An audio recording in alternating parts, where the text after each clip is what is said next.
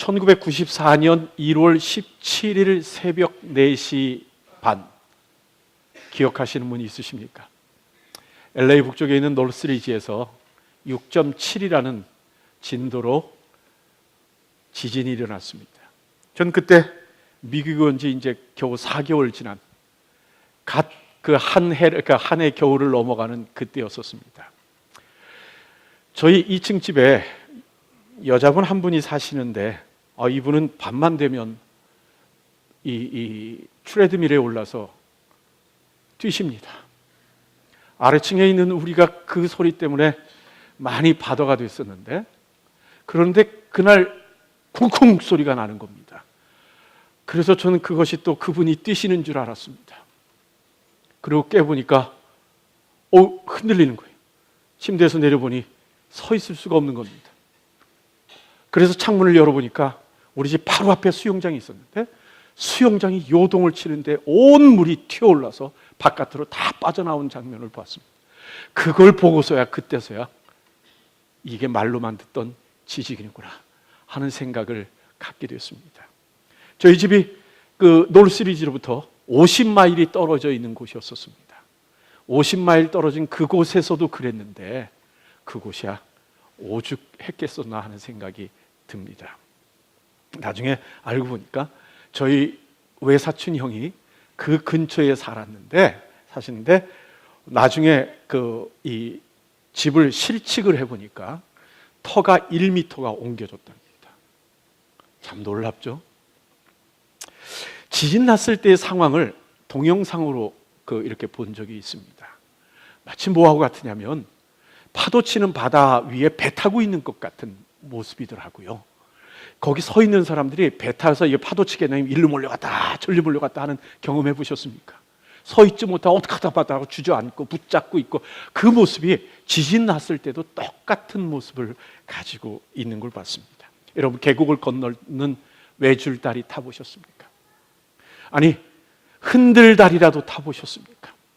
어떻던가요? 집안이 흔들리면요, 제대로 서 있지를 못합니다. 집안이 흔들리면, 우리가 서 있는 집안이 흔들리면 내가 목적하는 곳으로 가기도 어렵고 불가능해지기도 합니다. 심지어는요, 건물들이 무너져서 완전히 주저앉기도 합니다. 다시 말해, 우리의 인생의 집안이 흔들리면 우리의 목표한 곳에 가지 못하는 것뿐만 아니라 제자리에 서 있지도 못하는 것뿐만 아니라 우리가 평생 이루어놓은 그 모든 것들을 한순간에 무너뜨리고 헛되게 만들 수도 있는 것이라는 사실입니다. 이것이 우리의 신앙에도 얼마나 중요한지 모릅니다. 우리가 서 있는 곳이 견고한가, 우리가 서 있는 곳이 안전한가 하는 것이 우리의 인생의 가치를 드러낼 것인가 못할 것인가 하는 것에 큰 작용을 합니다.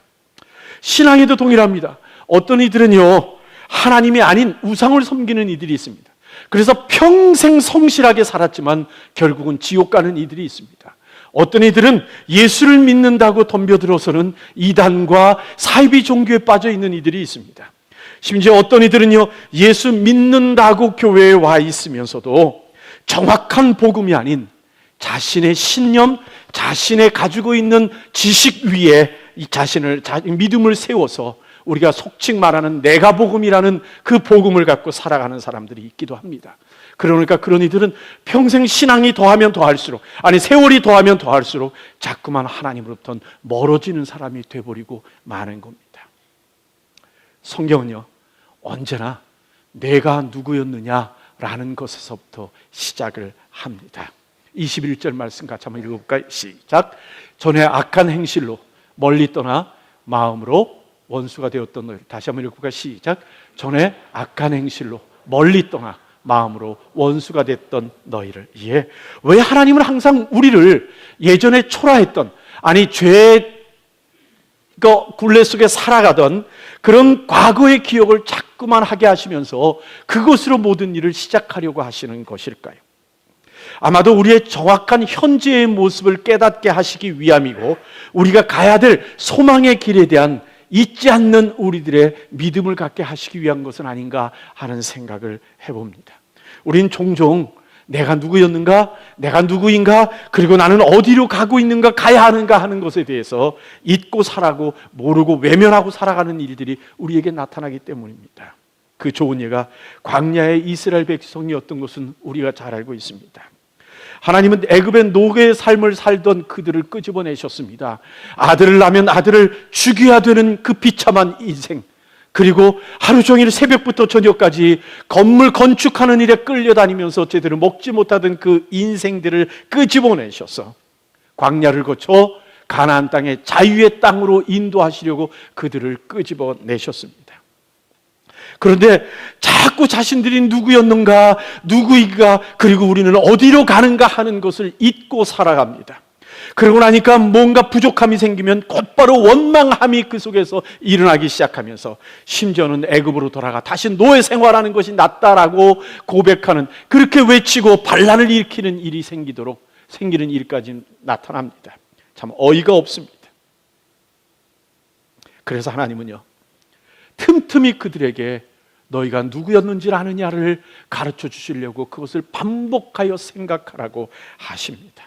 그것이 수백 년, 천여 년이 넘어갔는데도 불구하고 하나님은 그 천여 년 전에 있었던 그 애굽의 일들을 다시 끄집어내면서 이스라엘 백성들에게 내가 누구였느냐라는 것을 반복하게 하시면서 그들에게 소망을 유지하게 하시는 방법을 사용해 오셨습니다. 우리는 누구였을까요? 다시 21절 말씀 같이 한번 읽어볼까요? 같이 읽죠. 시작. 전에 악한 행실로 멀리 떠나 마음으로 원수가 되었던 너희를. 세 가지 말이 나옵니다.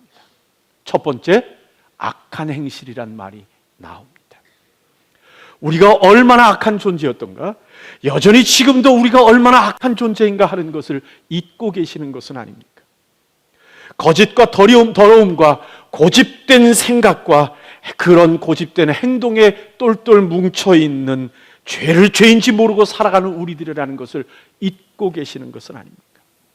그 고집으로 하나님으로부터 멀리 떠나 있는 우리들의 모습을 가지고 있지는 않았습니까? 이 멀리 떠나 있다라는, 이 멀리 떠나라는 말 자체의 원래적 의미는 내가 나를 무엇으로부터 소외시켰다라는 말의 의미를 갖는 말입니다. 죄로 인하여 악한 행실로 내가 하나님으로부터 나를 소외시켜 놓은 겁니다. 교회 밖에서 하나님을 모르고 살았던 사람이든지 아니면 일찌감치 교회 안에서 자랐던 사람이든지 간에 상관없이 우리 자신들이 하나님과 상관없는 마음을 고집하며 살았던 우리들의 모습이 있었음을 우리는 알고 있습니다. 그래서 하나님을 마음으로 원수로 생각하고 살았던 우리들의 삶이 있는 겁니다. 무기력하고 무가치하고 의롭지 못하게 살던 우리들을 하나님께서 부르신 겁니다. 우리 자신 그대로를 이야기하자면 결코 하나님 앞에 사랑받을 수 있는 존재가 아닌데도 불구하고 하나님께서 우리를 불러주셔서 마치 생긴 것하고 상관없고 하는 행동과 상관없고 능력과 상관없이 그 부모가 그의 자녀들을 사랑하는 것처럼 하나님이 우리를 사랑하시어 우리를 자녀로 받아주신 겁니다. 그런데 우리가 하나님의 자녀로 여러 해 동안 살다 보니까 자신의 예전의 죄된 삶의 모습에서 구원하신 하나님의 은혜를 잊어버리고 마는 겁니다. 그리고는 마치 지금 내 모습이 원래부터 내 모습이었다라고 스스로 착각하고 살아가는 삶이 우리에게 있습니다. 그리고는 함부로 살아가려고 합니다. 하나님의 은혜를 알아야 하는데 도리어 교만해져서 자신의 생각을 고집하며 사는 불신앙의 성도의 삶을 살아가고 있는 겁니다. 여러분, 우린요, 예수 그리스도의 십자가의 죽으심의 은혜를 통하여 이 자리에 있게 된 사람들입니다. 22절 말씀 같이 한번 읽어볼까요? 같이 읽죠. 시작. 이제는 그의 육체의 죽음으로 인하여 화목케 하사 너희를 거룩하고 흠없고 책망할 것이 없는 자로 그 앞에 세우고자 하셨으니. 예, 하나님이 우리를 부르신 목적이 뭐라고 말씀하십니까?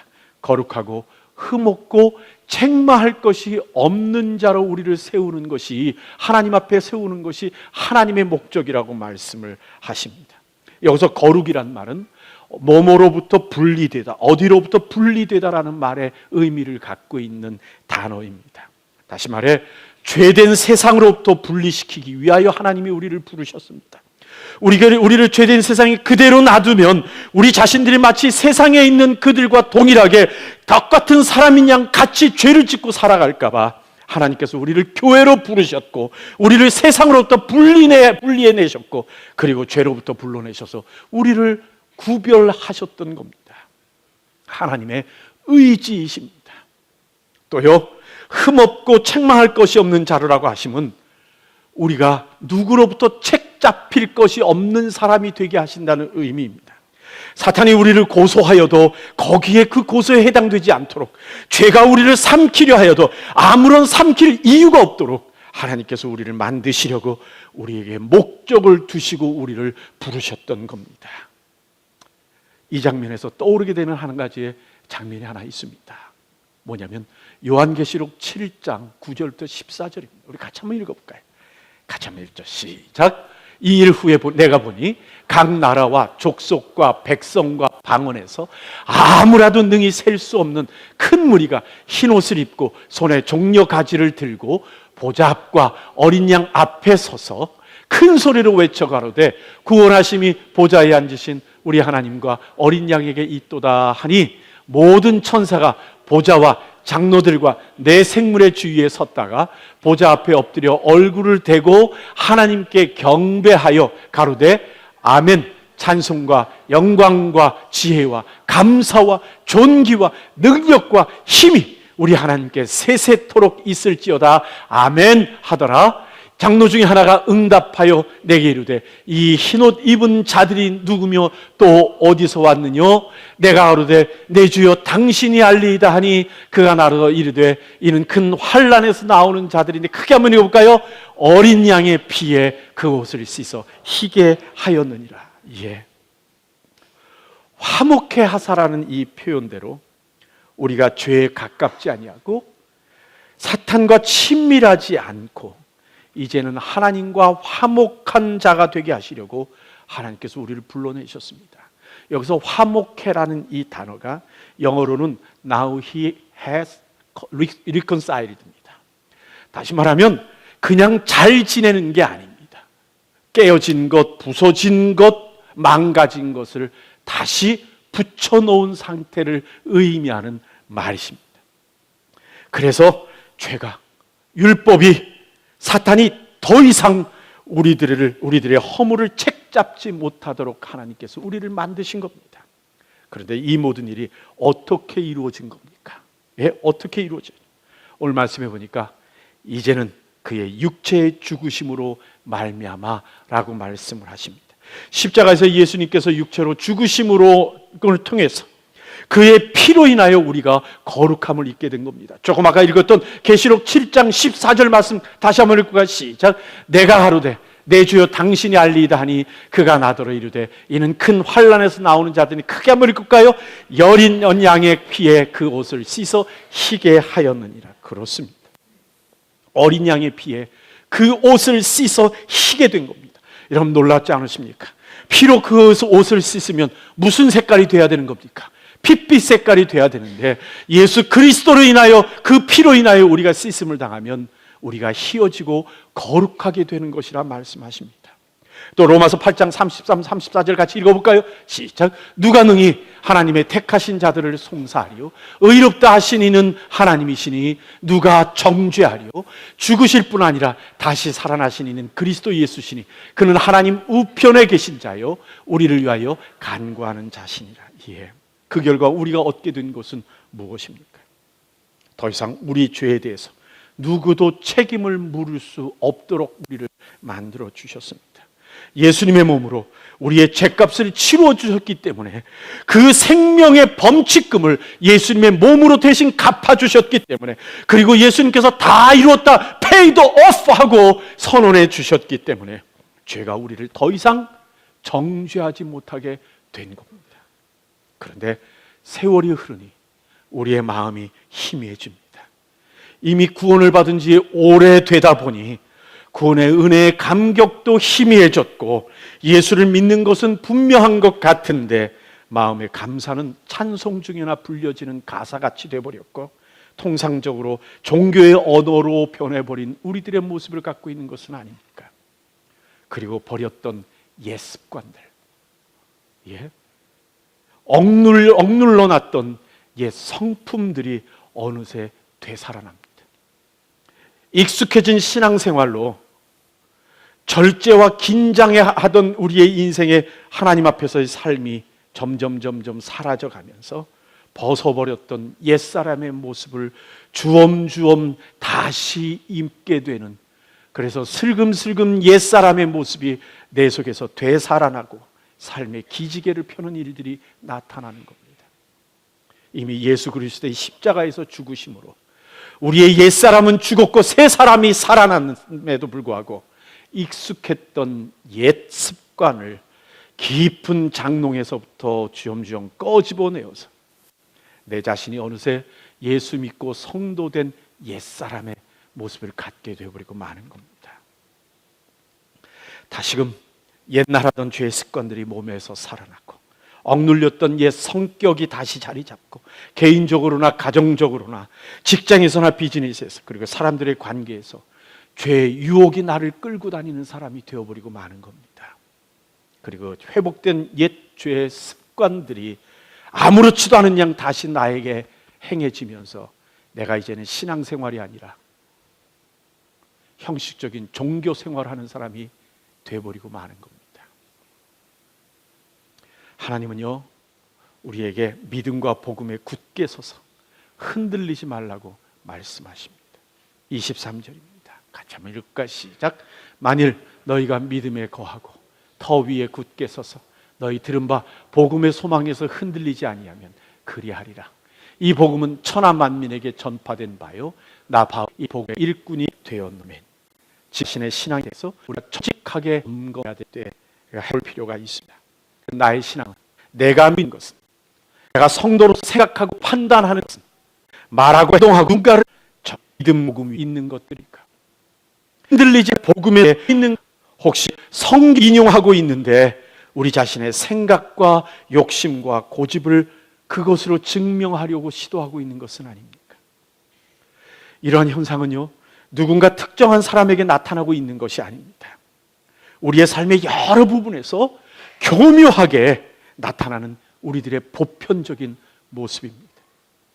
이것은 마치 결혼해서요, 둘이 새로운 삶을 살 것처럼 약속하고 새 삶을 시작했는데 어느 순간에 각자가 자기가 살아온 삶의 방식을 서로에게 요구하는 것으로 돌아가는 모습과 비슷합니다. 서로를 위해 살겠다고 우리 새로운 삶을 살자, 이것 버리고 저것 버리고 살자 하고 굳게 새끼손가락 걸고 약속을 했는데 어느새 이기적인 자기의 삶을 서로에게 요구하는 모습으로 변해버려 실망과 좌절하는 삶을 우리가 결혼생활하는 모습들을 우리가 느끼게 됩니다. 아니, 변한 게 아닙니다. 긴장이 풀어져서 옛사람으로 돌아와 버린 우리들의 모습을 가지고 있는 겁니다. 여러분, 하나님의 말씀이 여전히 나를 변화시키십니까? 아니면 이제는 내가 하나님의 말씀을 변형시키고 있습니까? 내 생각에 맞는 말씀으로 조정 작업을 하면서 어느새 하나님의 말씀하시는 복음이 아닌 내가 이해하고 내가 타당하다고 생각하고 내 기준으로 말씀을 바꾸어 놓는 것은 아닙니까? 하나님 말씀 전부를 진리의 말씀이라고 믿으십니까? 아니면 내가 진리라고 인정할 수 있는 말씀만 골라서 받아들이는 나의 신앙입니까? 하나님 말씀에 익숙해진 나는 놀랍게도요, 내 이익, 내 생각과 내 주장에 맞게 하나님의 말씀의 의미들을 변형시켜서 스스로 말씀 위에 서 있는 것 같이 이야기를 하지만 정작은 자신의 생각 위에서 하나님의 말씀을 들고 있는 꼴이 될 가능성들이 높습니다. 결국 내가 하나님을 만들고 내가 하나님의 뜻을 정하고 내가 하나님의 마음을 결정하는 신앙의 삶을 사는 거죠. 그래서 교회 안에서 살아가지만 하나님을 믿는 게 아니라 자신을 믿는, 자신이 하나님이 되어버린 성도들이 되어가는 겁니다. 이것 또한 사탄의 계획입니다. 하나님의 말씀을 든 성도와 또 다른 하나님의 말씀을 듣는 성도가 자기의 말이 옳다고 싸우는 일들이 교회 안에 나타나 버리고 마는 겁니다. 지금 바울은요, 골로새 교회가 어느새 이러한 모습을 보이고 있다는 것을 지금 지적하고 있습니다. 예수 그리스도를 통해서 구원받은 것은 믿는 것 같은데 하나님께서 육체로 오셨다는 것을 안 믿는 겁니다. 어떻게 신이 육체로 오는가? 아마도 영으로 오셔서 십자가에서 우리에게 환영으로 죽는 것처럼 보여주셨을 것이다 라고 말하는 사람들이 나타나는 겁니다. 예수님은 영으로 십자가에 달리신 거지 육으로 오지 않았다라고 얘기하는 이 엉터리 없는 사람들이, 세상의 논리를 당당하게 교회 안에서 주장하는 이 사람들의 무리들이 생겨버리고 마는 겁니다. 이런 판단의 기준이 나이면 안 됩니다. 내 이해가 하나님의 말씀을 따르는 근거가 되면 안 됩니다. 나의 생각이나 내 지식에 근거한 이해가 아무리 합리적이고 아무리 과학적으로 증명할 수 있는 것이라 하더라도 우리는 끊임없이 모든 합리와 모든 과학 위에 계시는 하나님의 말씀 복음으로 돌아가 우리의 생각과 믿음을 점검해야 합니다. 한 번 한 생각이 한 번 가진 나의 판단이 믿을만하다고 믿고 살아가면 어느새 우리는 흔들리는 이 세상의 땅 위에 믿음을 세우는 이들이 되어버리고 맙니다. 과거에 아무리 분명한 믿음을 가졌었다 하더라도 지금 그 믿음을 다시 복음으로 점검해야 한다는 얘기입니다. 왜 그러냐면 먼저는 우리의 지혜가 나이가 들어가면서 점점 커지기 때문에 옛날에 생각하던 하나님의 말씀보다는 더 넓은 눈으로 볼 수 있는 능력이 길러지기 때문이기도 하고, 또 다른 것은 우리의 세월을 지나오는 동안에 교묘하게 우리의 생각이나 세상의 논리가 우리의 신앙 속에 끼어들어와서 우리도 모르는 사이에 하나님의 말씀에 하나님의 마음을 변형시켜 놓을 수 있기 때문입니다. 우리는 변합니다. 예전에 맞았다고 지금도 맞지 않습니다. 그렇기 때문에 우리의 생각을 항상 돌아봐야 합니다. 자칫 그러지 않으면 우리는 함정으로 우리 자신을 몰고 갑니다. 나의 주장은, 나의 판단은, 나의 결정은 또다시 복음으로 판단받아야 하고요, 복음 안에서 재정립이 돼야 하는 겁니다. 내가 옳다고 생각하지 마십시오. 우리는 언제든지 틀릴 가능성이 있습니다. 아니, 끊임없이 틀립니다. 오직 하나님의 복음만이 영원 세세토록 변함이 없으십니다. 저는 이런 생각을 해봅니다.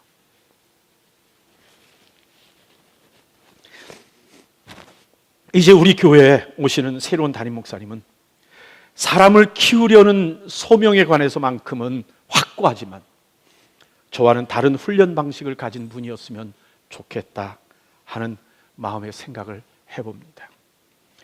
저와 익숙했던 방식에서 벗어나서 새롭게 우리 한빛 성도들의 신앙을 재점검하는 기회를 만들어 주시는 분이었으면 좋겠다 하는 마음의 소망이 있습니다.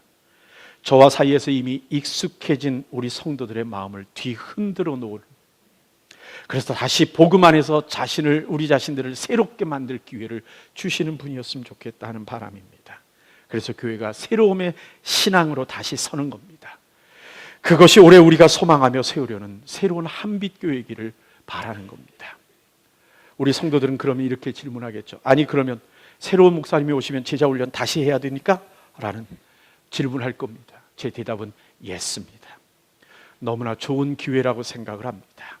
익숙함과 굳어짐에서 벗어나 다시 복음 위에 굳게 서는 기회를 갖는 겁니다. 아니, 이미 했잖아요. 아닙니다. 이미 녹슬었습니다. 언제까지 반복해야 해요? 우리가 주님 만나러 갈 때까지요. 아니, 주님이 우리에게 오실 때까지 반복해야 하는 겁니다. 한국의 소방서에 갔을 때 붙여놓았던 소방서 안에 있는 구호를 보았습니다. 닦고 조이고 기름치자. 닦고 조이고 기름치는 일을 반복하지 않으면 기계가 녹슬어서 정작 필요할 때 움직이지 못하는 기계가 되는 것처럼 우리 또한 반복해서 그러하지 않으면 똑같이 그렇게 됩니다. 익숙함에 따라서 이미 안다는 고집은 늘었는데, 요령은 생겼는데, 나이는 들어 늙어가는데 내 마음의 새로움과 감격은 사라져갑니다. 왜요? 왜 그럴까요? 반복해서 꾸준하게 닦지 않고 조이지 않고 기름치지 않았기 때문에 그렇습니다. 말씀을 맺겠습니다. 바울이 오늘 말씀 24절에서 무척 의미심장한 글을 골로새 성도들에게 씁니다. 24절 같이 한번 읽어볼까요? 시작. 내가 이제 너희를 위하여 받는 괴로움을 기뻐하고 그리스도의 남은 고난을 그의 몸된 교회를 위하여 내 육체에 채우노라. 예, 그리스도의 남은 고난을 채우기 위해 지금 받는 감옥에서의 고난을 자신은 기뻐한다라고 말을 합니다. 여러분, 그리스도의 남은 고난이란 말이 무슨 의미일까요? 예수님께서 고난을 다 받지 않고 남겨두신 미완성의 것이 있다는 이야기일까요? 결코 그렇지 않습니다. 이 그리스도의 남은 고난은 바로 교회입니다. 주님의 미완성이 아닌 주님이 우리에게 남겨주신 고난입니다. 주님이 오실 때까지 우리에게 교회를 이루라고 주신 하나님께서 우리에게 주신 고난입니다. 마치 사도행전은 28장에까지 기록되어 있고 우리는 지금 사도행전 29장을 쓰고 있는 사람들입니다 라고 말하는 것과 같은 의미입니다. 이 땅에서 우리는 주님이 오실 때까지 잃어버린 하나님의 백성들을 찾아오고 제자로 만들어서 복음이 천하 만민들에게 전달되도록 복음의 일꾼으로 길러내는 소명을 받아 하나님의 교회를 이룬 우리들입니다. 어미가 산고를 통하여 아이를 낳듯이 그리스도의 남은 고난은 바로 새 생명을 기르는 고난인 겁니다. 이를 위해 우리의 영혼은 괴로움을 기뻐합시다. 그 남겨진 고난을 우리의 육체에 채우려는 부르심의 소망을 꽉 잡는 우리 성도들이 되었으면 좋겠습니다. 이를 위해 우리가 해야 될 가장 근본의 일이 무엇일까요? 내 생각과 내 주장과 내 판단과 내 원리가 아닌 하나님의 복음 안에서 굳게 서는 겁니다. 에베소 4장 14절의 말씀대로 사람의 괴술과 간사한 유혹에 빠져 모든 교훈의 풍조에 밀려 요동치 않게 되기 위해서 우리가 서 있는 이 땅의 요동함에 우리가 흔들려 쓰러지지 않기 위해서 믿음에 거하고 터 위에 굳게 서는 것이 중요함을 우리에게 말씀하십니다. 성경은 우리에게 말씀하십니다. 누가 능히 우리를 그리스도의 사랑에서 끊으리요 우리를 우리 주 그리스도 예수 안에 있는 하나님의 사랑에서 끊을 수 없으리라. 다시 복음으로 돌아갑시다. 또다시 복음으로 우리를 점검합시다. 내 생각과 판단과 나의 옳음을 내려놓고 끊임없이 반복하여 복음으로 새로워짐으로 하나님께서 주시는 그 믿음에 견고하여지는 우리가 되도록 이 2019년을 사용하는 우리 한빛 성도들이 되기를 진정으로 소망합니다. 아멘이십니까? 아멘. 우리 한번 따라합시다. 내가 아닙니다. 하나님 말씀 위에 섭니다. 내가 아닙니다. 하나님 말씀 위에 섭니다. 우리 옆에 사람과 한번 얘기하시죠. 내가 아닙니다. 하나님 말씀 위에 섭니다. 아니, 저 쳐다보지 말고 옆에 분 쳐다보고 한번 얘기해 주시죠. 내가 아닙니다. 하나님 말씀 위에 섭니다. 아멘. 아멘.